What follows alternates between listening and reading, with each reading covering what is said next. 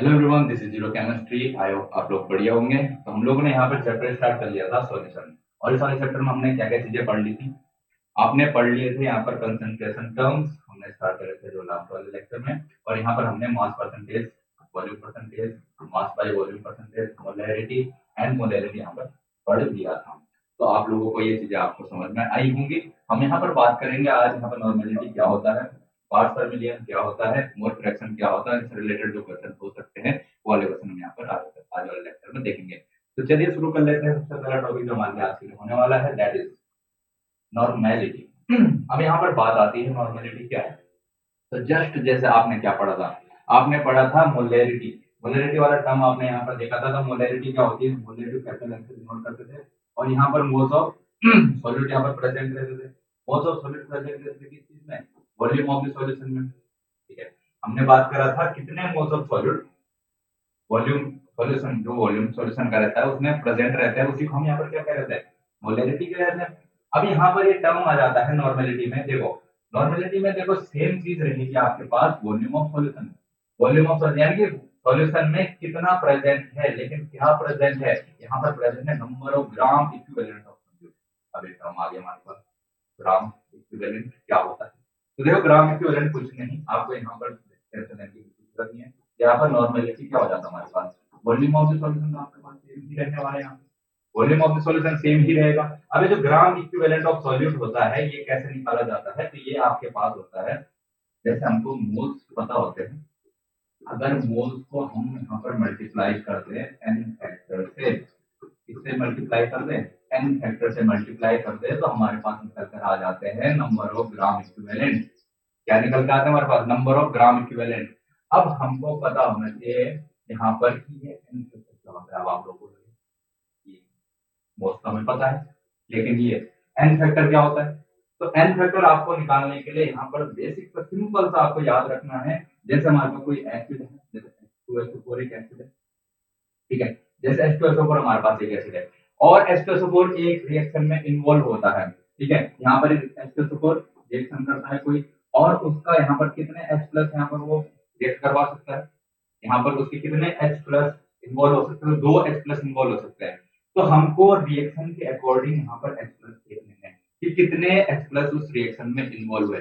अगर यहाँ पर से किसी रिएक्शन में सिर्फ एक H प्लस इन्वॉल्व होता है, सिर्फ एक H प्लस यहाँ पर इन्वॉल्व होता है, तो हम कहेंगे इसका एन फैक्टर कितना है, इसका एन फैक्टर 1 है। बात समझ में आ रही है।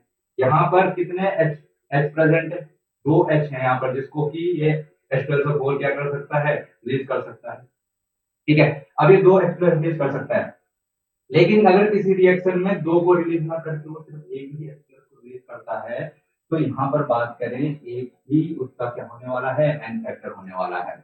अगर वो दोनों के दोनों को उस रिएक्शन में, दोनों H प्लस उस रिएक्शन में यहाँ पर रिलीज कर देता है, ठीक है, यानी कि दो दो H प्लस इन्वॉल्व होते हैं उस रिएक्शन में, तो उसका एन फैक्टर क्या हो जाएगा, उसका एन फैक्टर यहाँ पर 2 हो जाएगा। तो किसी एसिड का अगर हमको एन फैक्टर देखना है, तो हमको देखना है उसकी रिएक्शन जब हो रही है तो वहां पर कितने H प्लस उसके इन्वॉल्व हो रहे हैं। जैसे मैं बात करता हूँ यहाँ पर इस चीज के HCl की, HCl की बात करता हूँ, तो HCl के कितने H प्लस यहाँ पर इन्वॉल्व हो सकते हैं, तो यहाँ पर सिर्फ एक H प्लस इन्वॉल्व हो सकता है। तो HCl के लिए एन फैक्टर हमेशा क्या होगा, 1 यहाँ पर देखने को मिलेगा आपको। तो ये बात तो हो गई किस चीज की, ये बात हो गई आपके पास एसिड की। जब एसिड का केस आएगा तो उस टाइम में आप कैसे यहाँ पर एन फैक्टर देखेंगे।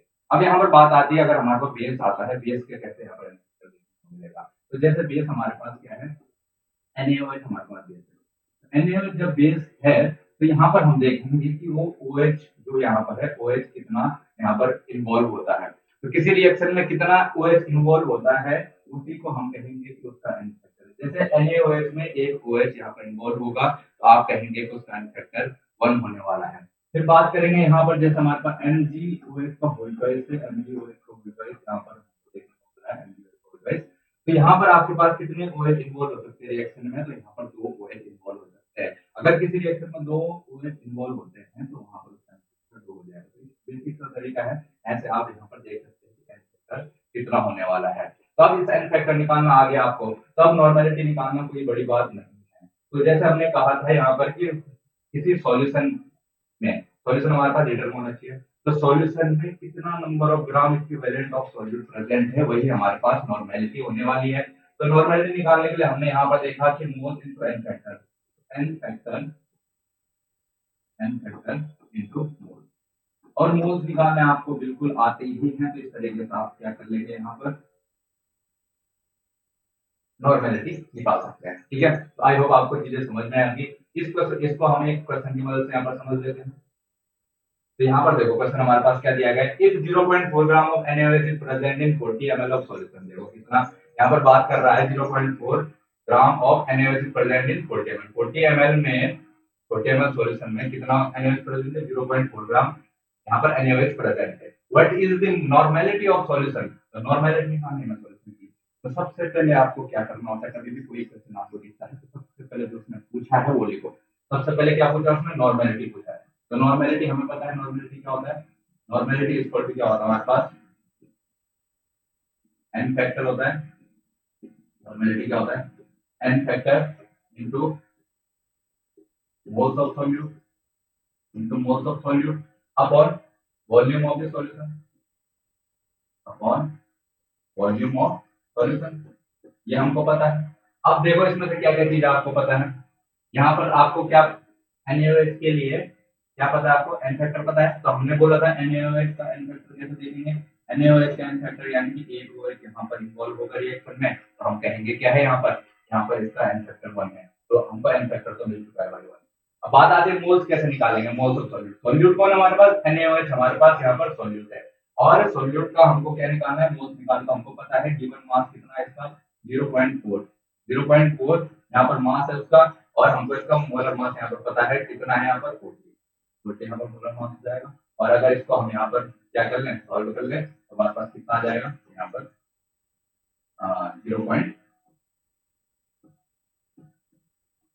आ जाएगा। 0.01 यहाँ पर हम कर लेंगे। ठीक है, 0.01 आ चुका है। अब इसको देखते हैं, ये हमारे पास मोल्स निकल चुके हैं। अब वॉल्यूम ऑफ सॉल्यूशन कितना दिया उसने, वॉल्यूम ऑफ सॉल्यूशन दिया उसने 40 ml।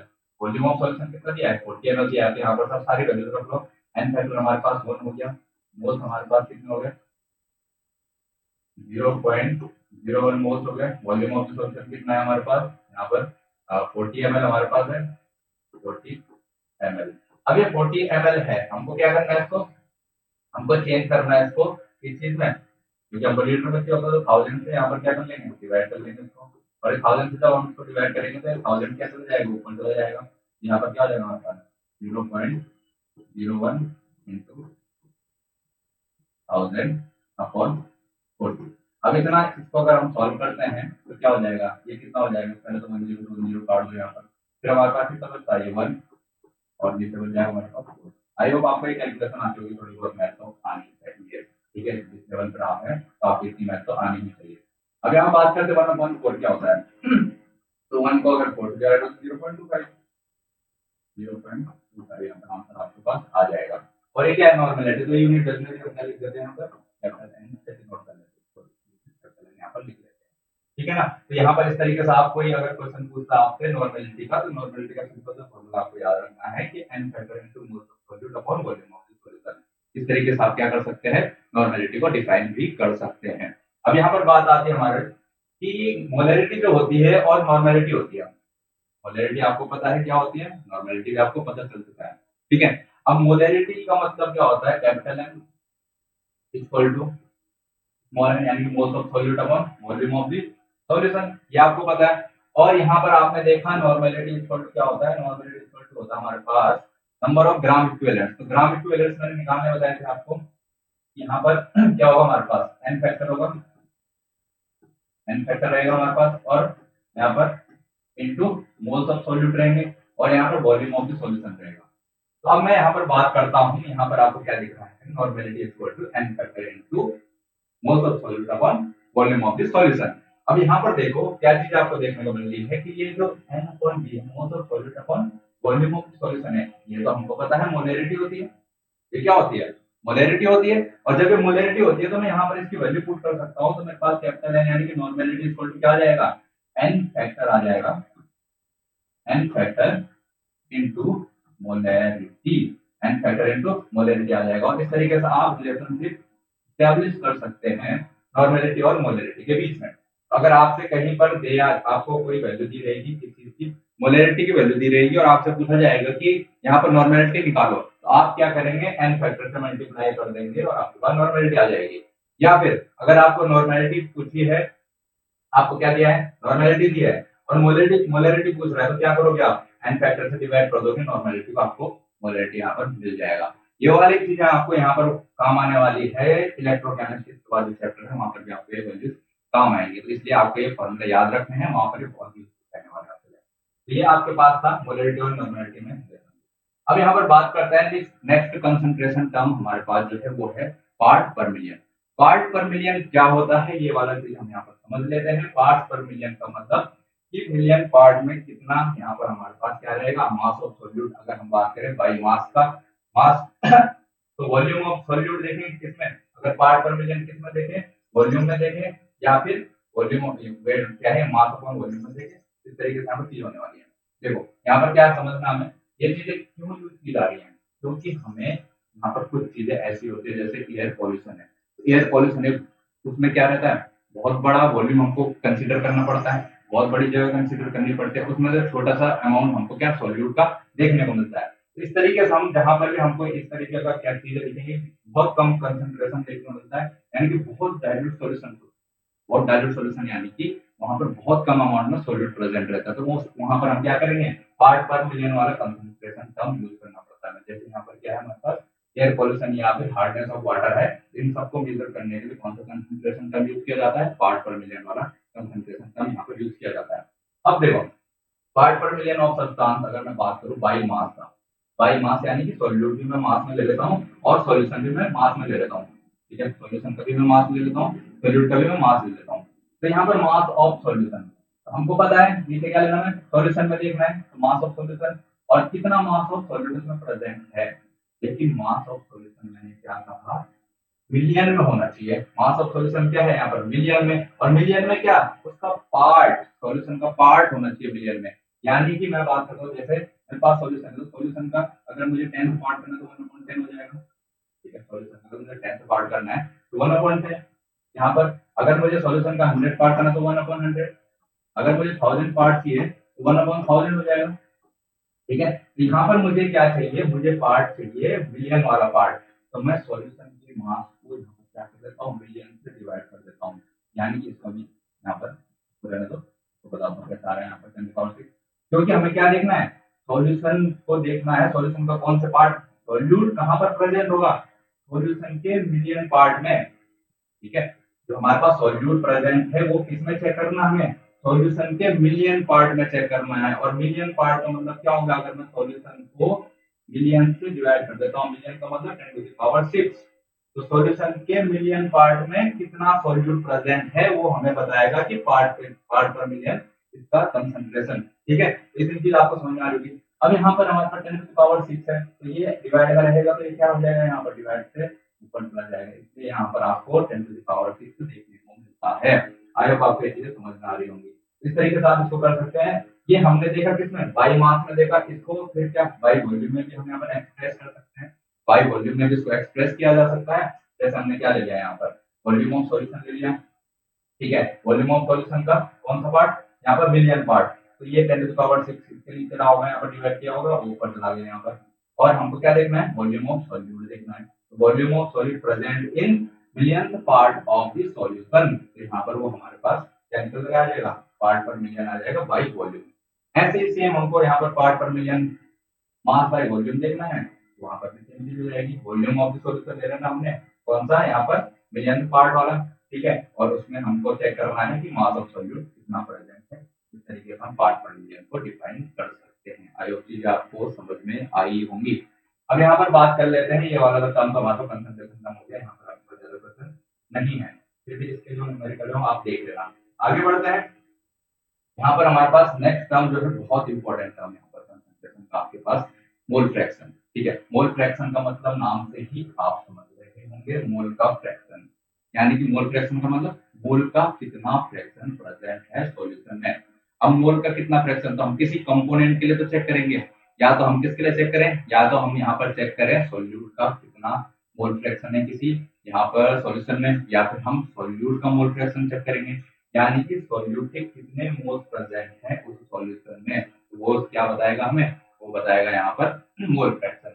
और हमको क्या करना है यहाँ पर, द रेशियो ऑफ, अब देखो डिफाइन कैसे करेंगे इसको, अगर हमको यहाँ पर फॉर्मूला बनाना है इसके लिए, तो the ratio of the number of moles, तो ratio of the number of moles of one component, जिस कंपोनेंट को हमको मोल फ्रैक्शन निकालना है उसका रेशियो किसके साथ, the total number of moles of the component present in the solution, total number of moles जो सॉल्यूशन में प्रेजेंट रहेंगे। देखो फ्रैक्शन क्या होता है, जनरली फ्रैक्शन आपको पता ही है, यहाँ पर क्या करना होता है, अगर किसी भी पार्ट का फ्रैक्शन, जैसे इस पार्ट ये हमारे पास है एक सिंपल सा यहाँ पर सर्कल मैंने बनाया है, इसके कितने पार्ट है, 4 पार्ट है। अब मैं बोल रहा हूँ कि ये जो शेडेड पार्ट है, इस शेडेड पार्ट का मुझे फ्रैक्शन बताना है कि पूरे सर्कल में कितना है। तो हमको इसका फ्रैक्शन बताने के लिए क्या करना होगा, यहाँ पर इसका फ्रैक्शन, ये इस पार्ट का क्या है, एक पार्ट, ये पूरे सर्कल का एक पार्ट है, और टोटल कितने पार्ट है सर्कल के, टोटल पार्ट यहाँ पर 4 है, इसका फ्रैक्शन क्या हो गया, 1/4 हो गया। ठीक है, जैसे आपने इसको समझा ऐसे ही हम समझेंगे मोल फ्रैक्शन को भी। यहाँ पर क्या है, अगर मैं बात करता हूँ जैसा मेरा कोई सॉल्यूशन है, वो बना हुआ है मेरे पास दो कंपोनेंट है, दो कंपोनेंट मेरे पास ए और दूसरा कंपोनेंट है मेरे पास बी। ठीक है, दो कंपोनेंट है ए और दूसरा कंपोनेंट है यहाँ पर बी। ए में मान रहा हूँ मेरे पास सॉल्वेंट है, ठीक है, ए सॉल्वेंट है और बी सॉल्यूट है। मैं हमेशा इस पूरे चैप्टर में ए सॉल्वेंट लेके चलूंगा और बी सॉल्यूट लेके चलूंगा, तो इसको ध्यान में रखना। यहाँ पर बात करते हैं, दो कंपोनेंट मिलकर बना हुआ है सॉल्वेंट और सॉल्यूट। अब मुझे बताना है कि यहाँ पर क्या है, बी का मोल फ्रैक्शन। तो मैं मान लेता हूँ बी के मोल्स, यहाँ पर जो सॉल्यूट के मोल्स हैं वो है मेरे पास एन बी, और जो सॉल्वेंट है उसके मोल्स मेरे पास एन ए। सॉल्वेंट के मोल्स कितने मेरे पास एन ए है और सॉल्यूट के मोल्स एन बी है। तो यहाँ पर हमने क्या देखा, टोटल मोल्स कितने हो जाएंगे मेरे पास, टोटल मोल्स मेरे पास हो जाएंगे N A plus N B. Total moles कितने हो जाएंगे, N A plus N B, total moles है मेरे पास। अब मुझे क्या बताना है, अब मैं अगर जानना चाहता हूँ कि सॉल्वेंट का मोल फ्रैक्शन कितना है, तो ये जो टोटल मोल्स है, ठीक है, सॉल्वेंट के मोल्स मेरे पास हैं एन ए। अगर मैं सॉल्वेंट के मोल्स को टोटल मोल्स से यहाँ पर डिवाइड कर दूं तो मेरे पास मोल फ्रैक्शन आ जाएगा, किसका, मोल फ्रैक्शन ऑफ सॉल्वेंट आ जाएगा, किसका मोल फ्रैक्शन आ जाएगा मेरे पास, मोल फ्रैक्शन ऑफ सॉल्वेंट यहाँ पर आ जाएगा। आई होप आपको चीजें समझ में आ रही है। क्या करा हमने, जैसे यहाँ पर हमने क्या लिया था, हमने यहाँ पर टोटल पार्ट जो था, यहाँ पर जिस पार्ट का हमको निकालना है वो पार्ट ऊपर लेना है, और टोटल जितने पार्ट थे यहाँ पर उतने पार्ट से उसको डिवाइड कर देना। ठीक है, ऐसे यहाँ पर क्या था, ऐसे यहाँ पर हमने जिस कंपोनेंट का मोल फ्रैक्शन निकालना है उसको हमने डिवाइड कर देना है टोटल मोल से, तो हमारे पास मोल फ्रैक्शन निकल कर आ जाएगा। आई होप चीजें आपको समझ में आ रही होंगी। इस तरीके से ये तो सॉल्वेंट हो गया। अगर मुझे निकालना है यहाँ पर सॉल्यूट का, एक्स बी क्या आ जाएगा मेरे पास, N B upon total N A plus N B. ठीक है, तो यहाँ पर क्या ले लिया मैंने, तो बी से मैं डिनोट करूंगा सॉल्यूट को, ए से डिनोट करूंगा मैं किस चीज को, यहाँ पर सॉल्वेंट को डिनोट करूंगा, ए से सॉल्वेंट और बी से सॉल्यूट को यहाँ पर डिनोट करूंगा, और आपको ये चीजें समझ में। यहाँ पर मैंने क्या लिखा होगा, यहाँ पर देखो जैसे एन, यहाँ पर मैंने स्मॉल एन से मैंने सॉल्यूट को दिखा दिया, यहाँ पर कैपिटल एन से दिखा दिया सॉल्वेंट को, तो इसमें ज्यादा कंफ्यूज मत होना, कोई दिक्कत नहीं है। तो इस तरीके से आप क्या कर सकते हैं, आप मोल फ्रैक्शन को समझ सकते हैं। और अगर मैं बात करता हूँ, अगर मैं जितने कंपोनेंट है, अगर जैसे मेरे पास यहाँ पर दो कंपोनेंट है, दोनों के मोल फ्रैक्शन को मैं ऐड कर देता हूँ, दोनों के मोल फ्रैक्शन को मैं ऐड कर देता हूँ, तो मेरे पास टोटल कितना बनेगा, टोटल कितना आ जाएगा मेरे पास। मतलब में से याद रखना कि जिस, अगर कोई सॉल्यूशन है, अगर वो जैसे दो कंपोनेंट मिलकर बना हुआ है, तो दोनों कंपोनेंट के मैं मोल फ्रैक्शन को ऐड कर देता हूँ, तो टोटल मेरे पास 1 आ जाएगा। अगर तीन कंपोनेंट से मिलकर बना हुआ है, तो तीनों कंपोनेंट के मोल फ्रैक्शन को ऐड करूंगा तो मेरे पास टोटल क्या आ जाएगा, 1 आ जाएगा। तो इस तरीके से हम मोल फ्रैक्शन को यहाँ पर डिफाइन कर सकते हैं। आई होप आपको चीजें समझ में आई होंगी। तो अगर यहाँ पर डेफिनेशन देखें तो the ratio of the number of moles of one component to the total number of moles of all the components present in the solution is called the mole fraction of the component। बहुत सी बात है, यहाँ पर जिसका निकालना है उसके mole fraction, उसके क्या नंबर ऑफ मोल्स को टोटल नंबर ऑफ मोल्स से डिवाइड कर देना। तो रेशियो आ गया ना इसका, किसका, इसका हमको पता करना है, और टोटल जो मोल्स है सॉल्यूशन के, अगर उनका रेशियो करता है तो हमारे पास उस कंपोनेंट को क्या आ जाएगा, यहाँ पर मोल फ्रैक्शन आ जाएगा, और आसान से डेफिनेशन आप बना लेंगे। आगे बढ़ते हैं, इसके कुछ क्वेश्चन देख लेते हैं। ठीक है, यहाँ पर जैसे आपसे क्वेश्चन पूछ रहा है 46 gram of ethyl alcohol is dissolved in 18 gram of water. यहाँ पर 46 ग्राम इथाइल एल्कोहल है हमारे पास। पहला एल्कोहल क्या होता है? C2H5OH, ठीक है। ये कितना है? डिसॉल्व 18 ग्राम ऑफ वाटर, मतलब calculate the mole fraction of ethyl alcohol. Mole fraction निकालना है इथाइल अल्कोहल का। तो मोल फ्रैक्शन सबसे पहले आपसे मैं हमेशा कहूंगा कि जब भी आपसे कोई क्वेश्चन पूछता है उसमें जो आपको फाइनल पूछ रहा है सबसे पहले उसको लिखो। सबसे पहले क्या लिखना है? जो फाइनली पूछा गया है। तो मोल fraction of ethyl alcohol, mole fraction of ethyl alcohol की मैं बात कर सकता हूँ।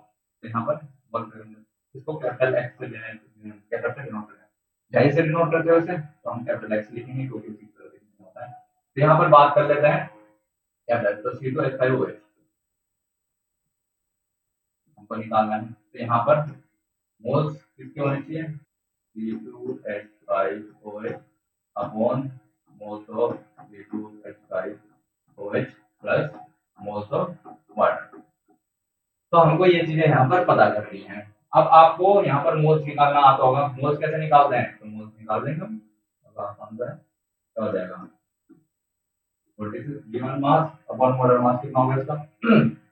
12 दूनी 24 और ये हो गया 5 और 1 6 है, 6 यहाँ पर आ जाएगा। और ये कितना है? एक ऑक्सीजन और 16 यहाँ पर हो गया। तो ये क्या है? 30 और 46 46 46 अपॉन 46 46 अपॉन 46 और प्लस वाटर कितना दिया है? 18 ग्राम ऑफ वाटर दिया है। तो यहाँ पर 18 ग्राम ऑफ वाटर, और वाटर का मोलर मास कितना होता है? वाटर H2O होता है 2 और 16, 18 यहाँ पर भी हो जाएगा हमारे पास। तो ये क्या आ गया हमारे पास ऊपर? इससे कैंसिल हो जाएगा, इससे कैंसिल हो जाएगा, इससे कैंसिल हो जाएगा। यहाँ पर 1 अपॉन 1 प्लस 1 और ये क्या आ गया? 1/2 और हमारे पास 1.2 क्या होता है? 0.5 बोलते हैं। यहाँ पर कोई यूनिट होने वाली नहीं है क्योंकि ऊपर मोल से नीचे मोल कैंसिल हो जाएगा। तो यहाँ पर मोल फ्रैक्शन कितना यहाँ पर आने वाला है इसके लिए? C2H5OH के लिए तो वो आने वाला आपके पास 0.5। आइए आपको आसानी से क्वेश्चन को कर सकते हैं। तो यहाँ पर नेक्स्ट क्वेश्चन की ओर बढ़ते हैं। नेक्स्ट क्वेश्चन हमसे क्या यहाँ पर पूछ रहा है? तो यहाँ पर देखो, the if the molality of an aqueous solution of cane sugar is इतना इतना, what is the mole fraction of cane sugar? अब मोल फ्रैक्शन ऑफ, देखो फिर मैं कहूंगा हमसे क्वेश्चन में जो पूछा गया है सबसे पहले लिखो। सबसे पहले क्या पूछा गया है? यहाँ पर पूछ रहा हूँ mole fraction of cane sugar.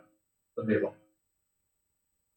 A note करेंगे हम सॉल्वेंट को, बी से नोट करेंगे इसको सॉल्यूट को। तो मैं मान लेता हूँ ये तो हमारे पास क्या है? एक्वा सॉल्यूशन बोल रहा था वाटर, ठीक है, और केन शुगर इसको बी ले लो, केन सॉल्यूशन हमारे पास केन शुगर है। तो हमको ज्यादा बार बार लिखने की जरूरत पड़ेगी। यहाँ पर क्या बोल रहे हैं? Molality of an aqua solution. तो क्या है? पहले यहाँ पर लिखो मोल फ्रैक्शन को पता है। सबसे पहले क्या करना है? बी का मोल फ्रैक्शन कैसा आएगा?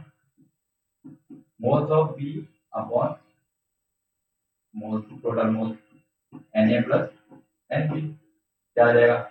अब मुझे बताओ कि यहाँ पर हमको क्या Nb पता है, मोल्स ऑफ केन शुगर पता है, क्या हमें मोल्स ऑफ वाटर पता है? तो यहाँ पर अगर हमको केन केन शुगर के मोल और वाटर के मोल पता चल जाते हैं तो हमारे पास क्या निकल कर आ जाएगा? Mole fraction of cane sugar निकल कर आ जाएगा। और हमें दोनों में से कुछ पता नहीं है। अब जाओ इन्फॉर्मेशन की ओर। इन्फॉर्मेशन क्या दी गई है हमें यहाँ पर क्वेश्चन में? तो आपको बताया गया है कि molality of an aqua solution of cane sugar is इतना, इतना मोलैलिटी है। तो इतनी मोलैलिटी कैसे निकालोगे? तो मोलैलिटी का फॉर्मूला हमको पता है क्या होता है। मोलैलिटी इक्वल टू होता है हमारे पास मोल्स ऑफ सॉल्यूट। तो मोल्स ऑफ सॉल्यूट कौन? केन शुगर, ठीक है। और कोई और इन्फॉर्मेशन जब नहीं दे रही उन्होंने तो किसमें होगा? यहाँ पर 1 kg में, क्योंकि मोलैलिटी क्या होता है? यहाँ पर जो मास होता है सॉल्यूट का, सॉल्यूट सॉल्यूट बोलो सॉल्वेंट के 1 kg में यहाँ पर कितने मोल्स ऑफ सॉल्यूट प्रेजेंट रहते हैं, वही तो हमारे को मोलैलिटी होती है। डेफिनेशन में फिर से पढ़ के देखो अगर समझ में नहीं आ रहा है। हमको पता है कि मोलैलिटी क्या होती है। मोलैलिटी का मतलब होता है कि moles of solute present in 1 kilogram of solvent. 1 kilogram of solvent में यहाँ पर सॉल्यूट के जितने मोल प्रेजेंट रहते हैं वही तो हमें मोलैलिटी बताती है। और हमको यहाँ पर और कोई इन्फॉर्मेशन उसने दी नहीं है, तो उसने बोल दिया कि मोलैलिटी इतनी है। तो यहाँ पर बात करेंगे हम 0.445 equal two moles of solute upon 1 kg, ठीक है। और इसको इधर मैं मल्टीप्लाई कर दूंगा तो मल्टीप्लाई करके कितना रहेगा? यानी कि हमको मोल्स मिल चुके हैं सॉल्यूट के, हमको मोल्स मिल चुके हैं सॉल्यूट के, सॉल्यूट के मोल्स मिल चुके हैं। और साथ ही साथ हमको मास मिल चुका है सॉल्वेंट का। साथ ही साथ क्या मिल चुका है? यहाँ पर सॉल्वेंट का मास मिल चुका है। तो मास मिल चुका है सॉल्वेंट का, तो हम क्या करेंगे यहाँ पर? देखो एन बी हमें निकल गया। अब हमको एन ए निकालना है, तो एन ए निकालने के लिए हमको क्या चाहिए होता है, मास चाहिए होता है। गिवन मास तो क्या हो गया हमारा गिवन मास, 1000 ग्राम गिवन मास हो गया।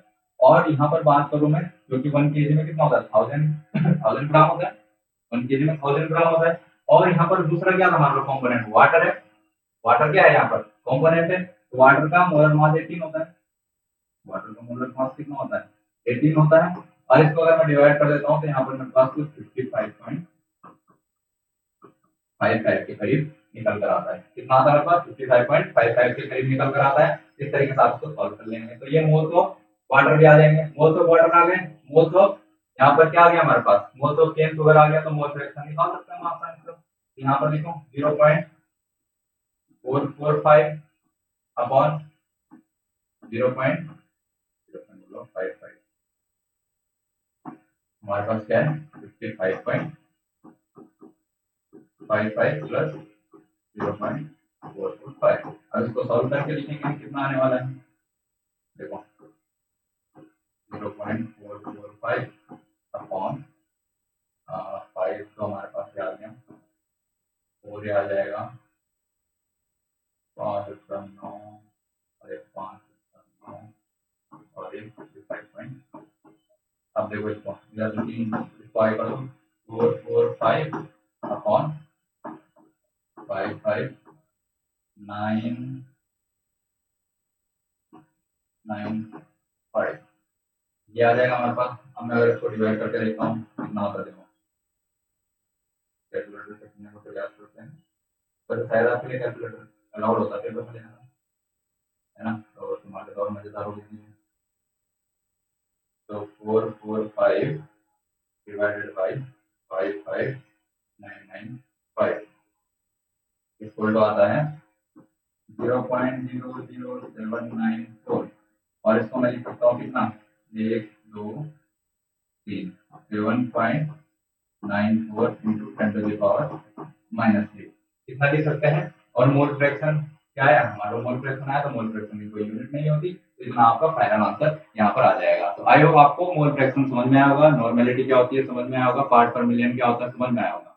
इसके कुछ ये इंपॉर्टेंट क्वेश्चन थे, ये 2 क्वेश्चन आपके पास प्रीवियस ईयर के क्वेश्चन थे, ये शायद 2008 एंड 2011 में आए हुए क्वेश्चन है।